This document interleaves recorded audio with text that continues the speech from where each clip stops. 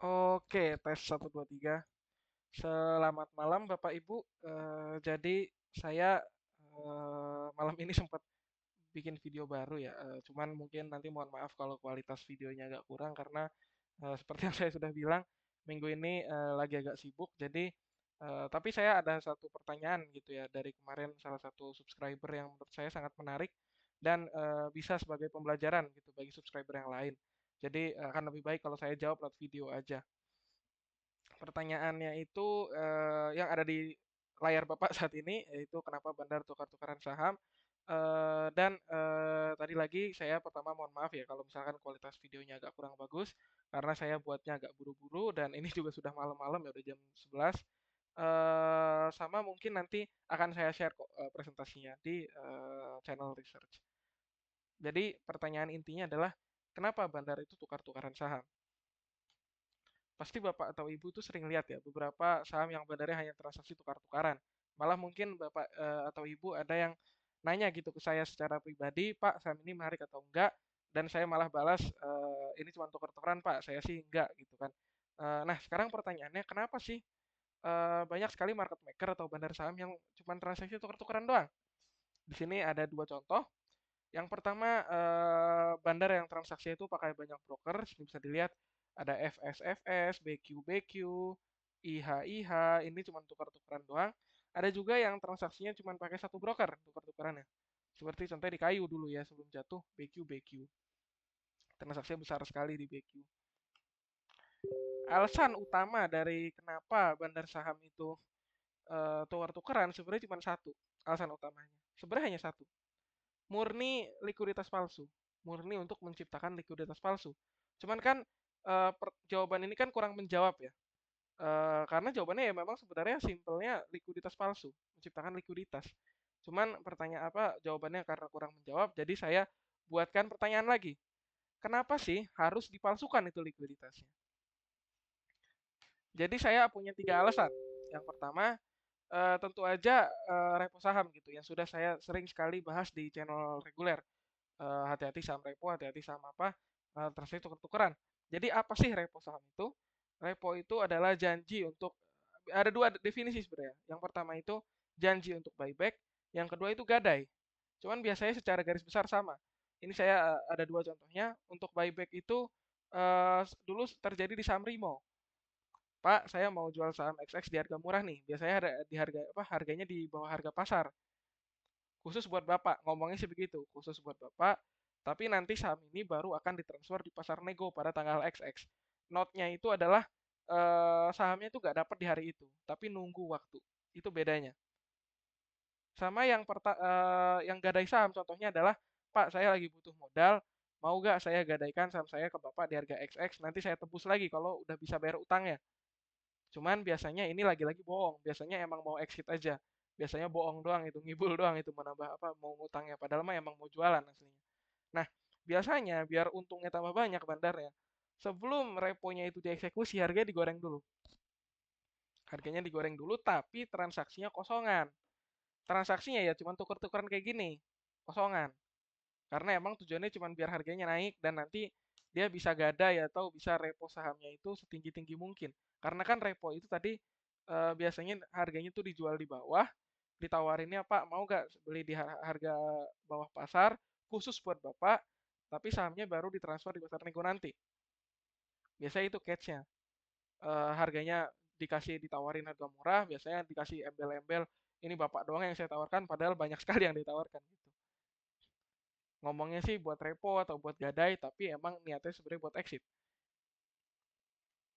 Makanya harganya digoreng dulu, biar nanti meskipun dia jual ya nggak di harga pasar, tapi dia tetap untung bandar. Karena harganya emang udah digoreng kan. Contoh dari saham repo itu ada Mami dulu terkenal, Rimo dulu pemain lama ini pasti tahu Rimo terkenal juga. Rimo ini adalah contoh dari yang contoh kedua. Ini adalah dulu terjadi di saham Rimo. Jadi sahamnya digoreng sama Benjok waktu itu. Waktu itu ditawarin, Pak mau nggak beli saham ini di harga murah? Dulu salesnya malah banyak sekali sales-sales dari sekuritas, oknum-oknum ya banyak yang menawarkan juga. Karena dikasih fee. Dulu ditawarin banyak, Pak mau nggak di harga ini? Setiap harga naik pasti ada nawarin baru. Pak, mau nggak di harga ini? Jadi kan dulu ibaratnya orang, wah, saya nyesel nih dulu nggak ambil waktu di sini, di harga murah lagi. Akhirnya waktu harga digoreng lagi, ditawarin lagi, Pak mau nggak beli di harga bawah? Akhirnya mereka mau, dan waktu itu transfer sahamnya dilakukan pada hari ARB pertama. Jadi begitu sahamnya udah ditransfer ke orang-orang yang pre-order lah ibaratnya gitu ya. Harganya udah keburu ARB dan retailnya nggak dikasih keluar, nggak dikasih ampun. Itu untuk Rimo. Untuk yang gadai itu allegedly atau diduga itu terjadi di saham-saham Sultan Subang. Kayak contohnya kemarin internal itu BEPS. BEPS itu Bapak atau Ibu kalau lihat itu agak aneh kalau menurut saya. Makanya saya duga dia itu sebenarnya kena repo. Ada pihak yang kena repo kalau menurut saya. Cuman ini lagi-lagi hanya dugaan saya karena BEPS itu saat dia jatuh itu antrian ordernya gila banget, besar banget. Gak mungkin kalau ini retail doang, antrian ordernya gila banget dan saya rasa itu gak mungkin kalau murni bandar yang pengen goreng. Kalau bandar pengen goreng dia pasti netting. Gak mungkin dia jualan terus sampai barangnya habis. Kalau gitu siapa yang mau beli barangnya? Gak laku kan? Akhirnya dia jadinya nggak bisa exit. Makanya menurut saya ini sebenarnya ada pihak yang kena repo, yang dia kena tipu repo tadi, dan akhirnya dia pengen cut loss doang tujuannya. Tujuannya cuma pengen cut loss. Bukan pengen jualan barang lagi atau ya jualan barang dengan tujuan cut loss. Makanya antrean jualnya diganjel terus, tebel-tebel. Dan anehnya Babes itu yang jualan YU terus. Saya agak curiga karena YU itu kan bukan broker retail. Makanya saya ini menduga kalau Sultan Subang itu dulu sampai di repo. Lalu yang kedua apa? Tujuan yang kedua adalah untuk memancing retail. Likuiditas palsunya diciptakan untuk menimbulkan rasa aman bagi investor retail untuk masuk. Ibaratnya Bapak atau Ibu kan kalau melihat saham nggak liquid kan pasti takut gitu ya. Karena saya kalau masuk ntar nggak bisa keluar. Sedangkan kalau likuiditas palsu, karena ada likuiditas, Bapak atau Ibu itu dapat false sense of security. Rasa aman yang palsu. Karena awalnya dikira, wah sahamnya rame nih, hari ini transaksi sudah besar. Harusnya aman, nggak bakal diguyur. Padahal nanti begitu BT dicabut, udah hilang semua, habis. Contohnya, gampang. Dulu sering saya bahas juga. Kayu dulu sempat jadi rocket stock, tapi waktu di 200 saya ingatkan, hati-hati. Kayu itu nanti ada beda ceritanya, nanti akan saya ceritakan. Lalu WinAir itu emang murni exit IPO dan calon-calonnya ada Atla dan MHKI. MHKI dulu juga sempat saya rekom ya, cuman dulu kan emang masih bagus gitu, masih fake over semua. Cuman beberapa sejak dia di 400 juga sudah saya warning kok. MHKI ini mulai ada yang nggak beres transaksinya. Kalau untuk kayu sebenarnya bandarnya itu murni pengen cari untung awalnya. Makanya dia goreng, dia tahan, harganya dia ganjel. Cuman begini Bapak Ibu logikanya. Bapak Ibu ganjel 10.000 lot di harga 70, sama Bapak Ibu ganjel 10.000 lot di harga 400. Itu kan jauh harganya.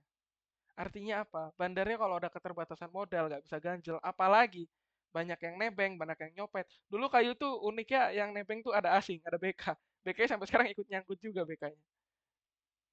Ibaratnya banyak yang nebeng, banyak yang ikut ke saham Bapak yang Bapak Ibu bandari. Bapak Ibu kan semakin berat ganjil harganya. Awalnya yang hanya butuh anggaplah hanya butuh 700 juta gitu untuk ganjil 100.000 lot di harga 70. Tiba-tiba di harga 400, Bapak Ibu butuh modal 4,2 miliar untuk ganjil 100.000 lot saja. 100.000 lot saja itu kalau disebar 10.000 lot cuma dapat 10 tik loh. Itu modal yang sangat kurang. Ada perbedaan disparitas. Ada disparitas Pak ibarat.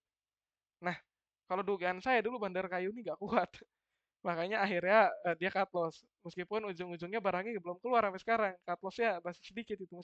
Nyangkut banyak banget itu BQ-nya. Lalu untuk Atlife Makai, WinAir tadi sudah saya jelaskan. Ini tuker-tukerannya kelihatan banget ya. Ini biasanya pump group kayak begini. Makanya waktu BSBK Rekom, saya bilang hati-hati karena pump group itu historinya kurang bagus. Ya karena dia sering banget begini transaksi tukar-tukaran buat exit. Lalu yang terakhir, ini yang menurut saya alasan yang paling mending, alasan yang tidak seburuk pihak-pihak, sorry, alasan yang tidak seburuk alasan-alasan sebelumnya adalah mau masuk indeks, tujuannya masuk indeks. Likuiditas palsu itu digunakan untuk memancing likuiditas lain, ataupun emang sengaja likuiditasnya dibikin besar agar sahamnya itu kelihatannya liquid sebagai persyaratan masuk indeks. Karena kalau saham Bapak Ibu mau masuk indeks, itu syaratnya saham Bapak Ibu itu harus liquid. Makanya dibuat likuiditas palsu. Biar seenggaknya kalaupun orang-orang nggak ada yang mau trading sama Bapak Ibu, tetap liquid saham. Contohnya apa? Contohnya film. Film itu sekarang JP Morgan tuh sebagai pemegang. Saya lupa dia masuk indeks apa, tapi Bapak Ibu bisa lihat. Sekarang salah satu holders dari film itu adalah JP Morgan. Artinya secara target bandar film itu sebenarnya udah berhasil buat memenuhi target exitnya. Jadi untuk nomor 3 ini bedanya bandarnya itu exitnya tuh ke institusi lain. Bandarnya exitnya ke fund, ke hedge fund. Kalau sebelumnya kan bandarnya exitnya ke retail ya. Nyari nyari pangsanya retail. Kalau ini tuh mereka exitnya ke fund. Makanya kalaupun turun, turunnya nggak akan parah karena fundnya itu kan pasti merasa rugi ya, pasti mereka nahan harga. Contohnya adalah film. Film itu Bapak Ibu lihat sekarang pemegangnya ada JP Morgan. Tapi cara mainnya ya tuker-tukeran juga dulu sebelum masuk indeks. Malah sampai sekarang film itu juga tuker-tukeran. Cuman saya belum tahu kenapa itu. Saya belum analisa lagi. Cuman ini adalah salah satu contoh aja. Dan mungkin ya, salah satu watchlist yang bisa saya berikan yang seperti film, itu RAM. RAM itu sama geraknya, tuker-tukeran pakai TSAO. Secara net, akum. Film ini juga sebenarnya secara net akumulasi dia. Cuman tetap tuker-tukeran sambil akum, tuker-tukeran sambil akum untuk mancing likuiditas. RAM itu sekarang melakukan hal yang sama. Dan saya pun nggak kaget karena RAM itu masih afiliasi sama film.